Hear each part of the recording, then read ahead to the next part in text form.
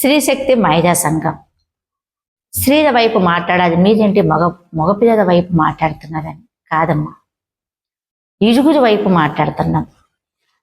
కొంతమంది ఆడపిల్లలు ప్రేమించి పెళ్లి చేసుకున్నాక భార్య భర్తల విషయంలో ఆవేశంగా తీసుకున్న నిర్ణయంతో అమ్మాయిలు బలవుతున్నారు, అబ్బాయిలు జైలు పాలవుతున్నారు. ఇక్కడ మగపిల్లల విషయానికి వస్తే అసలుకి ఎవ్వడికి చెప్పుకోలేక వాళ్ళ భార్యలు, కొంతమంది విషయం చెప్తున్నా, వాళ్ళ భార్యలు తీసుకున్న నిర్ణయం పెళ్ళై 20 ఏళ్ళు, 25 సంవత్సరాలు, 18 సంవత్సరాలు, 10 సంవత్సరాలు, 12 సంవత్సరాలు, ఇలాంటి కొన్ని కేసులు మా కాడికి వచ్చినాయమ్మా.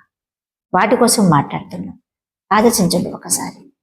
ఈ మగవాళ్ళకి బాధ వస్తే ఎక్కడ చెప్పుకుంటుంది తల్లి? వాళ్ళ ఏడుపు, కొంతమంది ఆత్మహత్య చేసుకుంటున్నారు. బయటికి రాని కేసులు ఎన్నో ఉన్నాయి.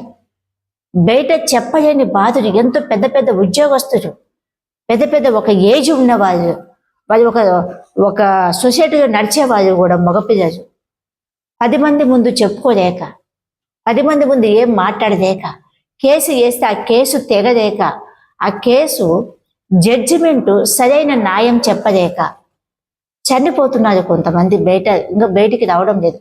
కొంతమంది వెక్కి ఏడుస్తున్నారు. కొంతమంది ఏం చేయాలో అర్థం కావడం లేదు. కొంతమంది మెంటల్గా ప్రిపేర్ అవుతున్నారు తల్లి. ఈ మధ్య కాలంలో ఒక అతని, మాకు బాగా తెలిసిన అతని, రైల్వే స్టేషన్లో దిక్కులేని పరిస్థితులు ఉంటే తీసుకొచ్చి దారి చూపించినాక తన స్థితి ఎలా ఉందంటే, తను ఒక మంచి చదివినాడు, ఒక మంచి పొజిషన్లో ఉన్నాడు, ఒక తాగుడు అలవాటు లేదు, తిరుగుడు అలవాటు లేదు, చాలా మంచి మనిషి అమ్మ అతని.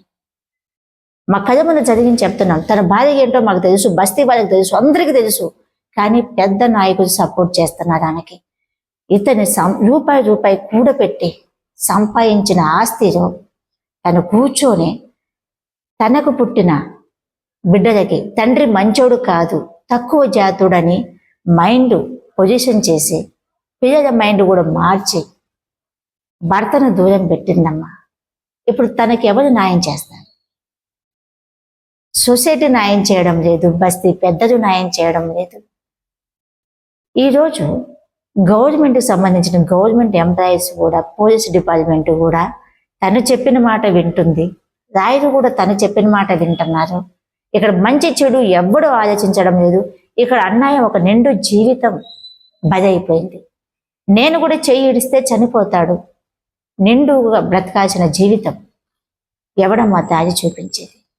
వీటి కోసం మాట్లాడుతుంటే కొంతమంది పెద్ద ముత్తైదులు, నేను మళ్ళీ చెప్తున్నా, కొంతమందే పెద్ద ముత్తైదులు మంచి చెడు ఆలోచించకుండా మా పైన దాడి చేస్తున్నారు.